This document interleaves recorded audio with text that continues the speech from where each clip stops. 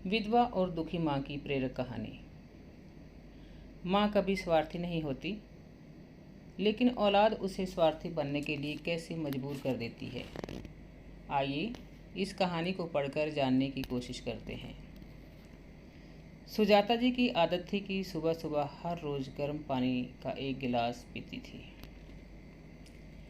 इसलिए सुबह से 2-3 बार उठकर कमरे के बाहर निकलकर देख चुकी थी, लेकिन अभी तक बड़ी बहू सुनैना और बेटा विपिन उठे तक नहीं थे।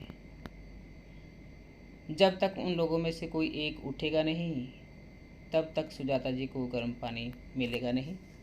बात यह नहीं थी कि सुजाता जी गर्म पानी नहीं कर सकती थी, बात यह थी कि बहू सुनैना रात को रसोई का काम खत्म करके रसोई को ताला लगा देती थी। अब जब तक ताला खुलेगा नहीं, सुजाता जी को गर्म पानी मिलने वाला नहीं। आखिरकार घड़ी में जब 9:30 बज गए और सुजाता जी से रहा नहीं गया, तो उन्होंने हिम्मत करके बेटे विपिन के कमरे का दरवाज़ा खटखटाया। 2-3 बार दरवाज़ा खटखटाने के बाद बहू सुनैना की जगह विपिन ने दरवाज़ा खोला और गुस्से में बोला, क्या है माँ, सुबह सुबह परेशान कर रही हो? बेटा, मुझे गर्म पानी चाहिए था, रसोई में ताला लगा हुआ है, तो तुम रसोई का दरवाज़ा खोल दो ताकि मैं गर्म पानी कर सकूं। एक दिन गर्म पानी के बिना नहीं रह सकती हो क्या माँ? रोज़ तो सुनैना करके तुम्हें दे ही देती है ना। आज संडे था, इसलिए सोचा था कि थोड़ा आराम से उठेंगे, पर आप भी ना मम्मी। कहते कहते विपिन अंदर कमरे में गया और सुनैना को जगाया। सुनैना भी तिल मिलाते हुए गुस्से में उठी और चाबी लाकर सुजाता जी के हाथ में रख दी। अब रसोई का दरवाज़ा आप ही खोल दीजिए, खुद के लिए गर्म पानी करो और हमारे लिए भी चाय बना देना। जल्दी नींद खुलने से सिर दर्द होने लगा है मेरा तो। कभी कोई सास खुश हुई है क्या अपनी बहू को सोता देखकर? इन सास लोगों का बस चले तो ये बहू को मशीन बनाकर रख दें। सुनैना बड़बड़ाती हुई वापस जाकर पलंग पर लेट गई। आखिर सुजाता जी ने जाकर रसोई का दरवाज़ा खोला, खुद के लिए भी पानी गर्म किया और बेटे बहू के लिए चाय बनाकर उन्हें दे आई। गर्म पानी लेकर अपने कमरे में आई ही थी कि 5 साल का पोता करण जाग उठा। जागते ही बोला, दादी माँ, मेरा दुद्धू। उसे देख सुजाता जी मुस्कुराकर बोली, हाँ मेरे बच्चे, अभी लेकर आती हूँ। गर्म पानी वहीं रखकर पहले करण के लिए दूध गर्म करने गई। अभी दूध गर्म कर ही रही थी कि इतने में विपिन की आवाज़ आई, माँ, ओ माँ, कहाँ हो तुम? क्या आप इसे सुबह सुबह संभाल नहीं सकती हो? आपको पता है ना सुनैना के सिर में सिर दर्द हो रहा है, कितना दर्द है। कहते कहते विपिन भी रसोई में आ गया, साथ में करण भी गोद में था। उसे देखते ही सुजाता जी बोली, बेटा, मैं तो दूध गर्म करने गई थी, मुझे नहीं पता करण कब तुम्हारे कमरे में चला गया। तो ध्यान रखिए ना आप, बस काम का बहाना चाहिए। मानता हूँ कि आप सास हो, पर बहू को भी तो इंसान समझो। वही है जो आपकी जिम्मेदारी निभा रही है, नहीं तो दूसरे बेटे बहू ने तो आपको रखने से ही मना कर दिया था। सुजाता जी देखती ही रह गई, आंखों में आंसू आ गए। मन ही मन सोचने लगी कि मैं कुछ ना करने पर भी बदनाम हो रही हूँ। ऐसी कौन सी जिम्मेदारी उठा रखी है इन लोगों ने मेरी, जो इतना सुना जाते हैं। ऐसा सोचकर अपने आंसू पोंछे और करण और उसके दूध लेकर कमरे में आ गई। नाश्ते के समय विपिन ने सुनैना से कहा, तुम्हारी तबीयत ठीक नहीं है तो मैं माँ से कहकर नाश्ता बनवा देता हूँ ताकि तुम आराम कर सको। रहने दो, उन्हें कुछ मत कहना। अरे, पर तुम्हारी तबीयत ठीक नहीं है। नहीं नहीं, मैं खुद ही नाश्ता बना लूँगी।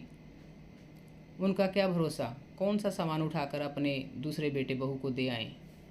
अक्सर रसोई से सामान कम हो जाता है। मुझे तो पूरा यकीन है माँ जी ही सामान की हेराफेरी करती हैं और अपने बेटे बहू को देकर आ जाती हैं और जाकर रसोई में नाश्ता तैयार करने लग जाती हैं। सुनैना को रसोई में नाश्ता तैयार करते देख कर विपिन गुस्से में आकर सुजाता जी से बोला, देख लो, यह सब आपके कारण है। उसकी तबीयत खराब है पर फिर भी नाश्ता तैयार कर रही है। आपकी इन्हीं हरकतों के कारण परेशान हो चुके हैं हम। पता नहीं भगवान भी हमें चैन से कब रहने देगा। सुजाता जी उसकी बात सुनकर हैरान रह गई। अपने कमरे में चुपचाप शांतिपूर्वक जाकर बैठ गई। आंखों से झरझर आंसू बह रहे थे। क्या इसी दिन के लिए बेटों को जन्म दिया था? जब शादी के 7 साल बाद मंदिर माथा टेकने के बाद 2 जुड़वा बेटे हुए थे तो लोग कितने खुश थे। घर में सब लोग, यार दोस्त रिश्तेदार, सब लोगों ने कितनी बधाइयाँ दी थी। सासू माँ तो हरिद्वार के लिए जा रही थी। अरे 2 बेटों की माँ बनी है, बुढ़ापे में बैठकर राज करेगी राज। कुछ साल बाद जब पति का देहांत हो गया तब भी सुजाता जी ने हिम्मत करके अपने दोनों बेटे विपिन और अमन को पाला, उनको संभाला। कितनी परेशानी झेलकर भी इन लोगों को पढ़ाया लिखाया, इतना बड़ा किया, दोनों की शादी कराई। पर उसके बाद सब कुछ बदल गया। दोनों बहुओं की आपस में बनी नहीं, इस कारण बेटों में भी झगड़ा होने लगा। आखिरकार दोनों बेटे अलग हो गए। सुजाता जी के पति ने 2 मंजिल मकान बनवाया था। उसी में ऊपरी मंजिल पर अमन अपनी पत्नी के साथ रहने लगा और नीचे वाले फ्लोर पर विपिन अपनी पत्नी सुनैना के साथ रहने लगा। सुजाता जी को रखने को लेकर भी दोनों भाइयों में काफ़ी बहस हुई थी। अमन ने साफ मना कर दिया था कि माँ को वह नहीं रखेगा, तो विपिन को अपने पास सुजाता जी को रखना पड़ा। सच कहूँ तो उस समय की बधाइयाँ आज कान में गूंज रही थी। थोड़ी देर बाद विपिन कमरे में आया और पोहे की प्लेट सुजाता जी के सामने रखते हुए, या यूं कहें कि पटकते हुए बोला, लो नाश्ता कर लो। आखिर एक बहू को ही परेशान करते रहो और दूसरी से कोई लेना देना ही नहीं। सुजाता जी को विपिन की बात बहुत बुरी लग रही थी। उन्हें ऐसा लग रहा था जैसे पोहे की प्लेट उन्हें चिढ़ाकर कह रही हो कि ऐसा खाना भी किस काम का, जो तिरस्कार करके दिया जाए। आखिरकार सुजाता जी ने उस नाश्ते की प्लेट को हाथ भी नहीं लगाया। आखिरकार सुजाता जी काफ़ी सोच समझकर एक निर्णय पर पहुंची। शाम को अमन अपनी पत्नी के साथ बाहर कहीं घूमने जा रहा था। विपिन और सुनैना भी बाहर खड़े हुए थे। तभी एक प्रॉपर्टी ब्रोकर उनके घर पर आया। उसे देखकर चारों बेटे बहू हैरान रह गए। उसने आते ही पूछा, क्या मैं सुजाता जी से मिल सकता हूँ?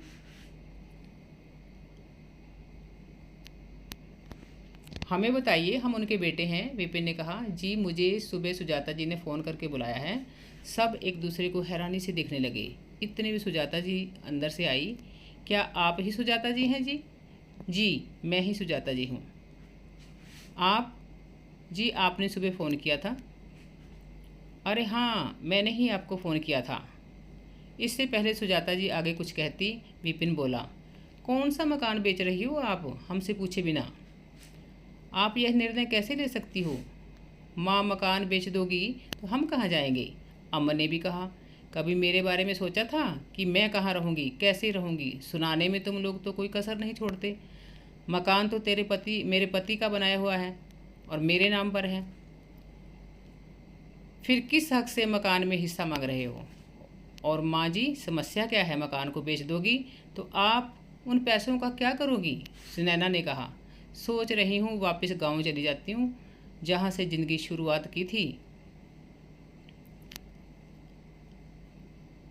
वहाँ जाकर ज़िंदगी के अंतिम दिन देखूँ। इसलिए मैं मकान बेचकर गांव में ही ज़मीन खरीद रही हूँ और वहीं रहूँगी। फिर हम लोगों का क्या? छोटी बहू ने कहा, मुझे नहीं पता, तुम लोगों के तो हाथ पैर चलते हैं और उससे भी तेज जुबान चलती है। अपने आप कमाओ और अपनी प्रॉपर्टी बनाओ, बाकी मुझे नहीं पता। माँ तुम इतनी स्वार्थी कैसे हो सकती हो? विपिन और अमन एक साथ बोले, माँ को महानता का चोला मत पहनाओ।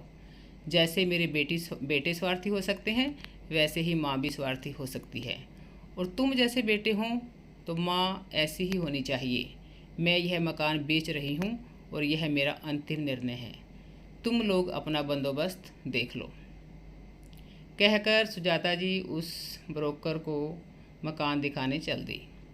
1 महीने बाद वह मकान बिक गया और सुजाता जी गांव में एक मकान लेकर वहीं रहने लगी। फ्री टाइम वहां बच्चों को पढ़ाती थी और गांव के शांत वातावरण में अपनी ज़िंदगी जीती थी। तो देखा कि किस तरह से औलाद ने एक माँ को मजबूरन स्वार्थी बना दिया। यदि मेरे द्वारा प्रस्तुत कहानी आपको पसंद आती है तो कृपया चैनल को सब्सक्राइब करें, लाइक करें और शेयर करना ना भूलें। धन्यवाद।